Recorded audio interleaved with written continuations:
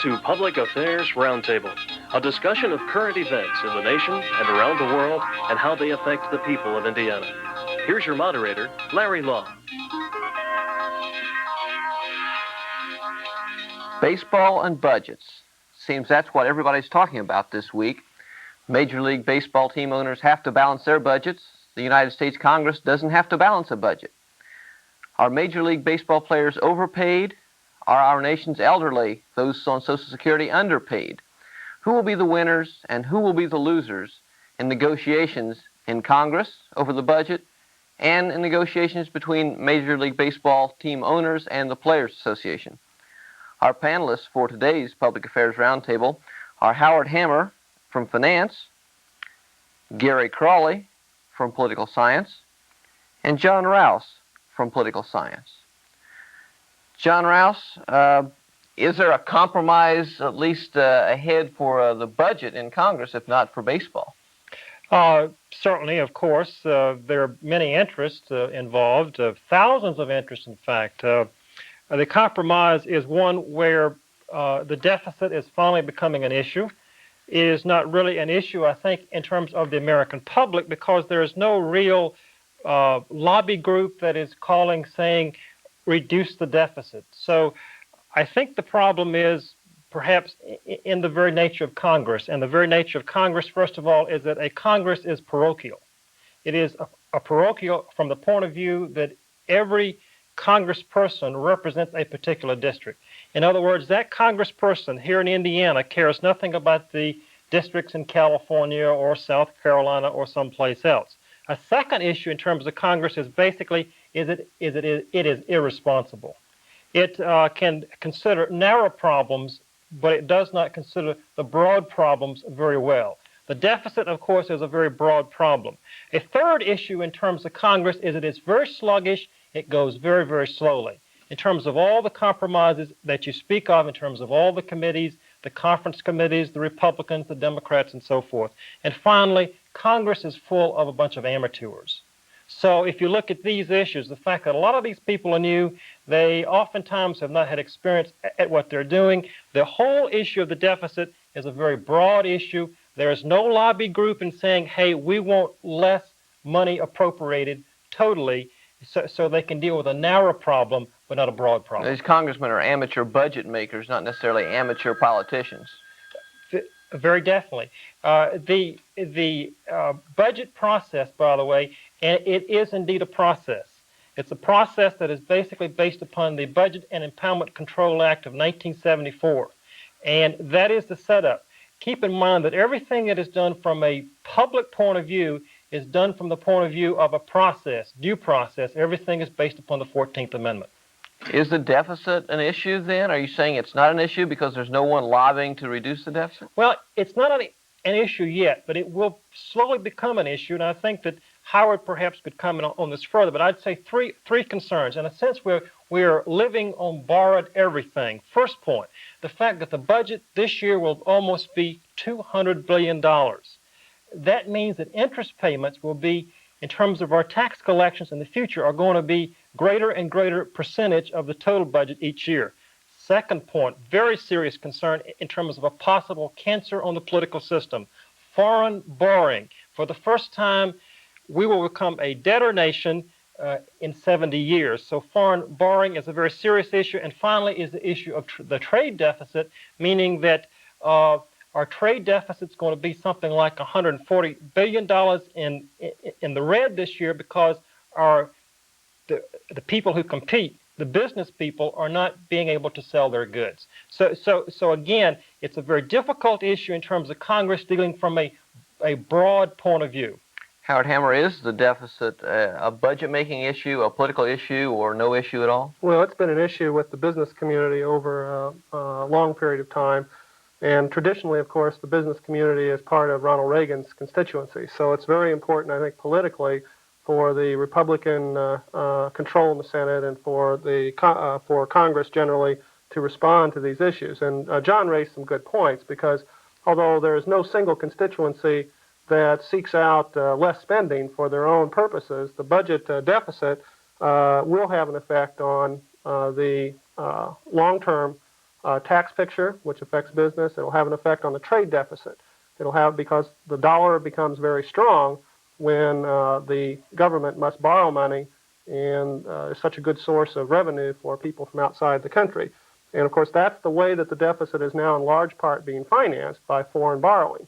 A foreign national who wishes to put his money in a safe place can invest with the U.S. government, which helps us pay for our spending for a given year, but in the long term is not a very healthy situation. Well, are we going to see a meaningful deficit reduction with this budget, or is it going to get lost in the end in the shuffle? Well, most the talk about the compromise that came about in the last week is that this compromise may save $60 to $70 billion possibly in terms of what the budget would have been without the agreement. And this isn't something to make light of, because that's pretty good progress. I think in terms of what they hope to accomplish, the compromise is not what everyone would want. Also, you have to look at how the budget is actually implemented. A lot can go wrong between the point that we're at now, where they've agreed on goals for the budget, and implementing that. They have to pass appropriation bills. They have to pass a number of measures, each one of which could be blocked at some point or might face some opposition by the White House, which still might like to see some changes in the package. So although I think it's good news to see a budget compromise at this point, we have to wait and see how the thing goes through the system. Couple of points. First of all, one response or comment on what John was saying about Congress is somewhat of an amateur body.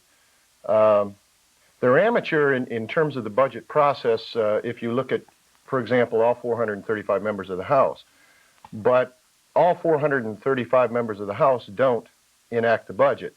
The key group in particular in the House, it would be the House Appropriations Committee.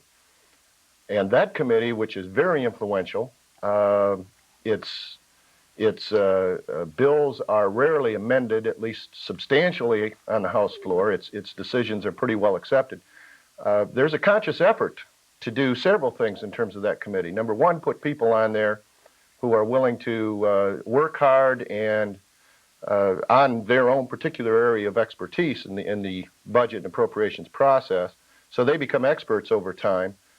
Second, there's a concerted effort to specialize on that committee, so that not only do you become an expert, but you become highly expert, albeit in a narrow, highly defined area. So I think in terms of the key group in the House, and it's also the case in the Senate, I'm not sure I would agree with the characterization that Congress, that they're amateurs, so to speak. Now, a second point I think that deserves some comment is the notion of, is there anyone out there that's concerned about the deficit?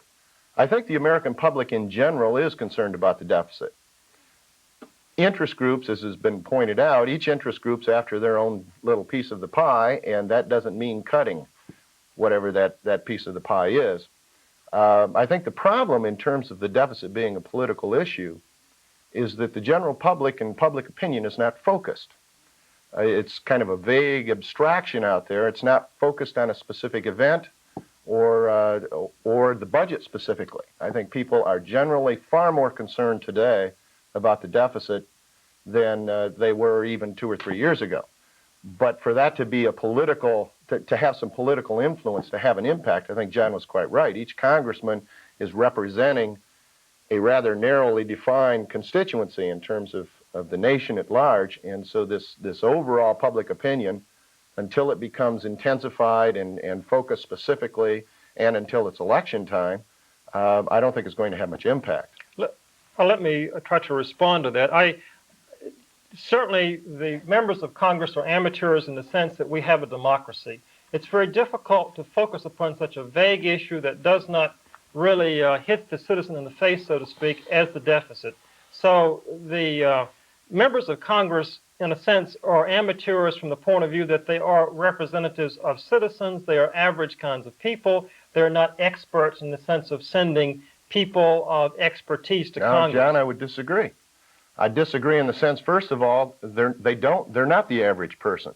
They're better educated than the average, and they spend a great deal of time in Congress, in particular in the committee system, becoming well-informed and expert in their own particular area. One of the major trends in Congress over the last 5 to 10 years has been the tremendous increase in staffing, personal staff, committee staff. In particular, committee staff spend nearly all of their time working on those particular bills that are coming to the committee. But gathering information and feeding that information to the individual congressman. Okay, but they're amateurs, and they represent the average person in the sense that they are elected. I mean, the reason that people like Reagan and Carter and so forth, they are reflective of Americans. We don't have intellectual people who are in Congress like John Kennedy, for example. They are average in that kind of sense. So they have to come back to the voter. Of course, there is no such thing as an average voter. So in that sense, they're average. Well, go ahead, Howard. Well, I think if you bring this down to a particular issue, you could look at the Congress and find that we have a lot of experts in the Congress on the issue of Social Security. You have people there who probably know all that the academics can contribute, know what the people in their districts want.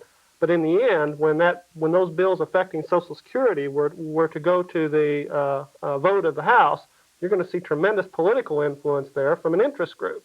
And all that knowledge and all the expertise, or all the amateurism, ultimately will come to bear on, in effect, not as much a matter of what their expertise is, but what those people at home want, what that interest group can accomplish. And I think that's the problem with the budget deficit, is that I think everyone who looks at the problem initially says, well, let's not raise taxes, let's cut spending. But each of the spending cuts comes up against this kind of political reaction. On the tax issue, you'll notice that at the beginning of this year, we had a tax reform was the talk. And then as we went into the budget process, the deficit became an issue. It became an issue of tax increase. And again...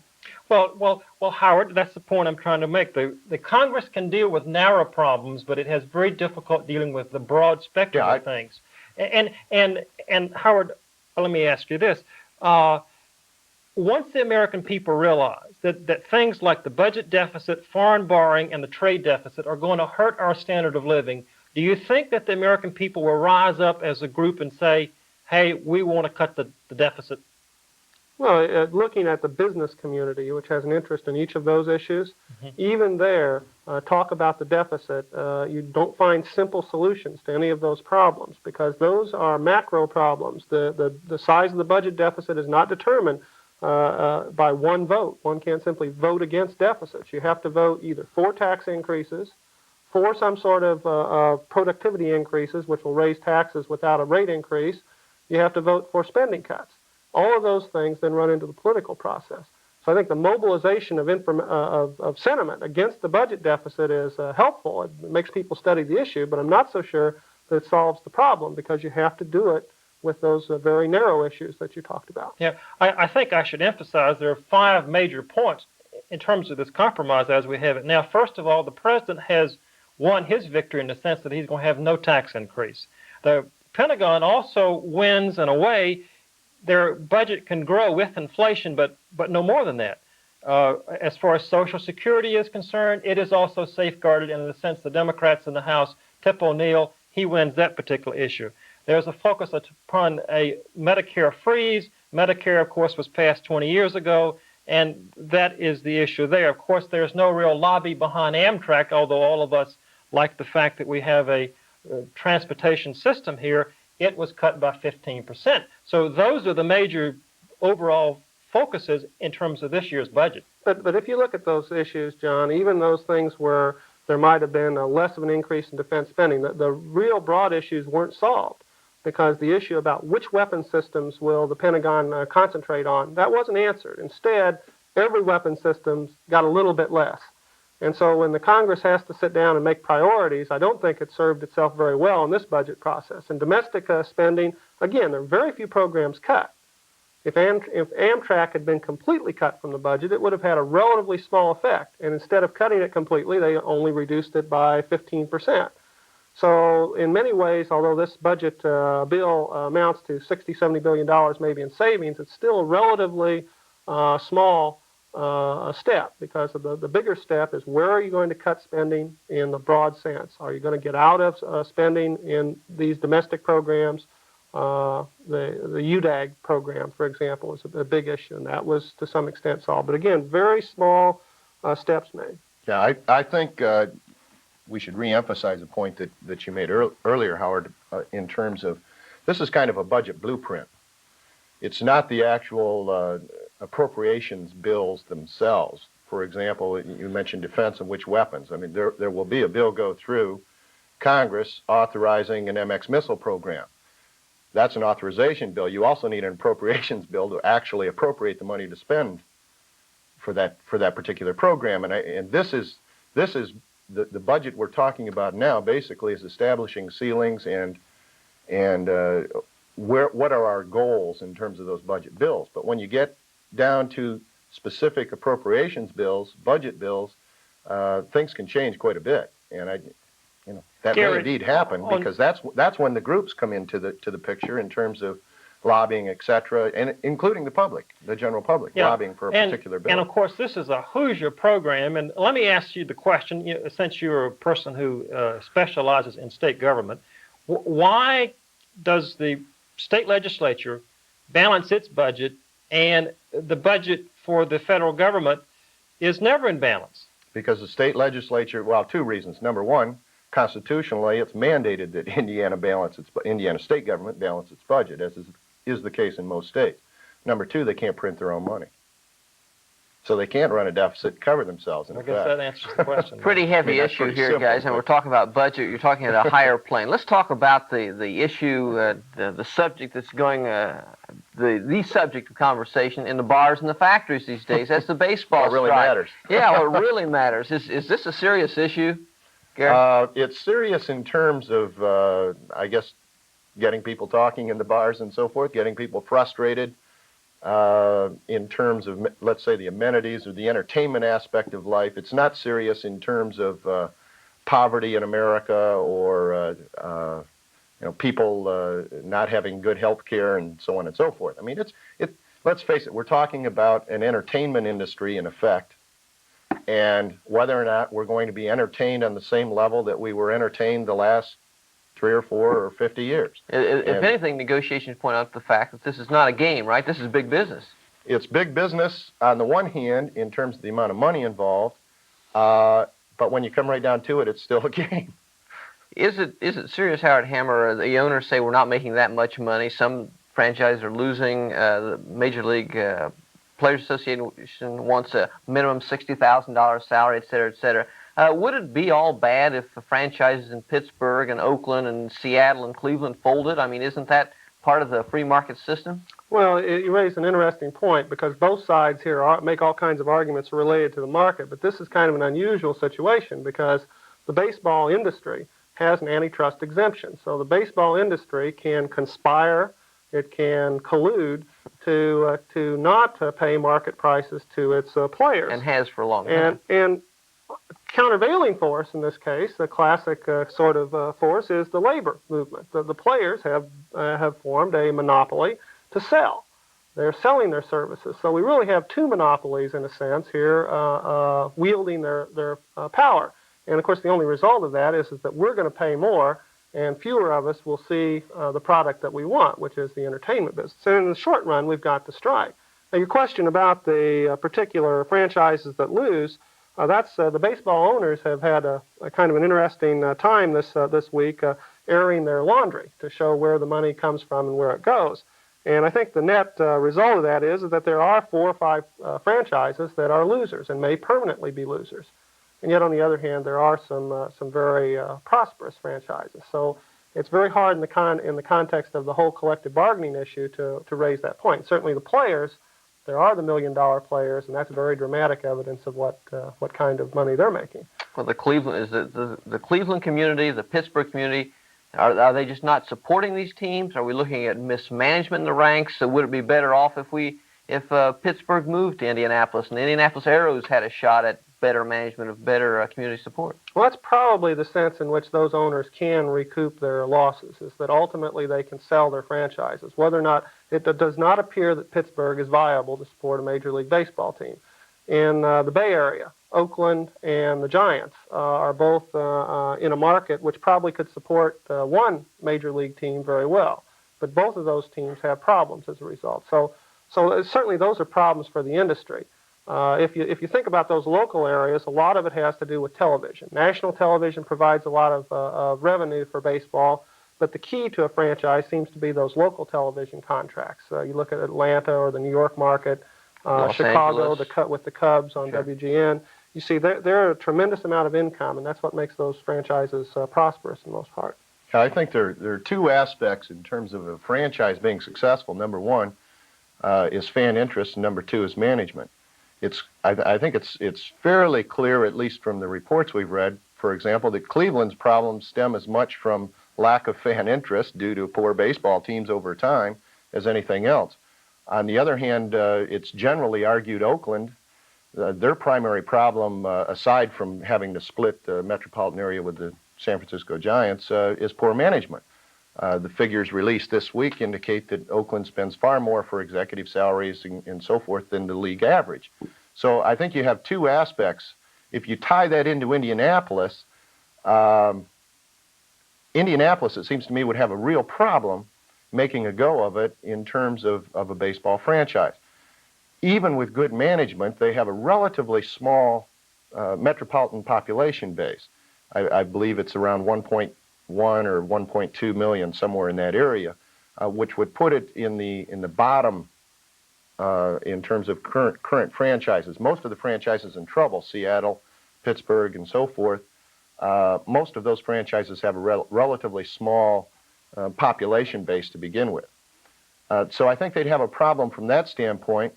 But secondly, regardless of how well organized they were, it takes a while to get a baseball team established, and meaning it takes a while to put a winner on the field. Until you do that, you don't draw fans, at least consistently over a long period of time. On the other hand, given what Howard's saying, and I would agree, there would be, it seems to me, a chance for some local TV contracts in terms of Indianapolis. And but I think it'd be pretty tough, and it's going to be tougher now with the strike, because I think fans are going to be a little turned off, to say the least. There are two other things, I think, that go into the decision for Indianapolis. First of all, there will be some teams, existing teams, who, because they're losing where they are, will be motivated strongly to sell out. And if those franchises therefore might be in some sense a bargain for an Indianapolis ownership. And on the other hand, new teams can lose money because they have the most favorable treatment for those losses. They are amortizing the purchase of all the contracts. I mean, a baseball franchise is a collection of contracts, and whether or not those are high player salaries are a factor. You saw Pittsburgh selling off some high-priced players to get rid of those contracts. The long-term issue, I think I'd agree that Indianapolis certainly, as all the cities that are now being considered for expansion, are going to be marginal candidates. After all, if they were really excellent candidates, I'm sure baseball would have expanded into those areas already.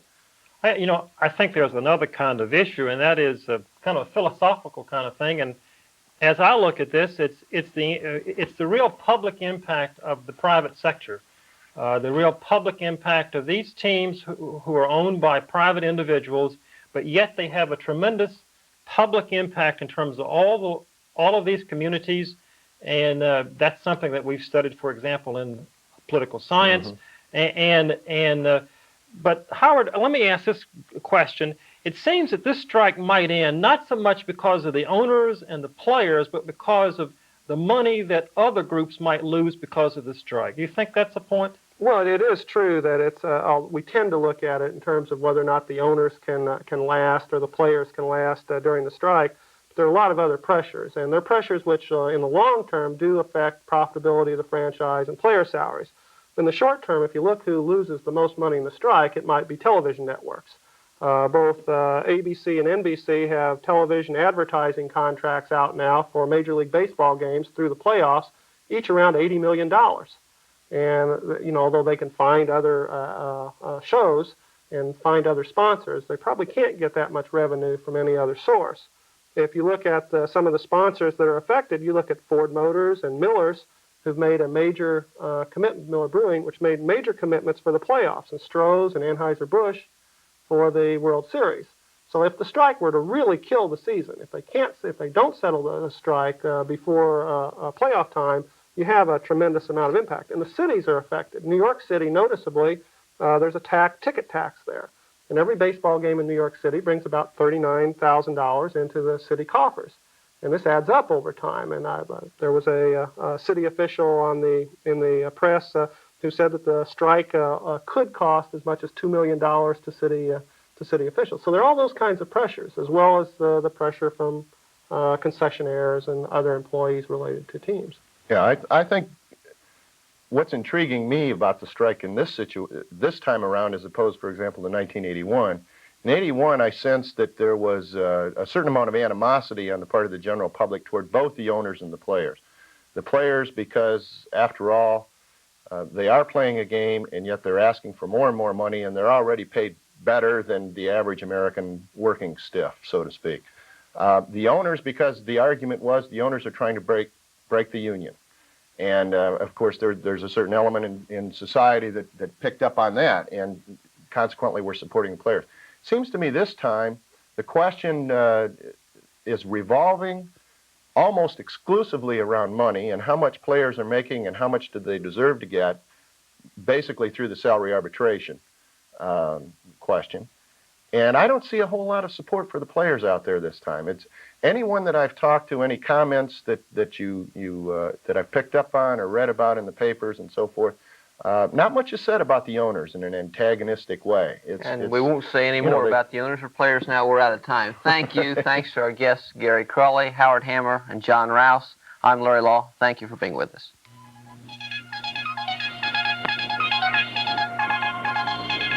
If you have comments regarding this program, please address them to John Rouse, Box 149, Muncie, Indiana, 47305. The producer for Public Affairs Roundtable is John Rouse. Associate producer is Mike Seaborn. This program is a production of University Media Services, the Department of Political Science, and radio and television stations on the campus of Ball State University in Muncie, Indiana.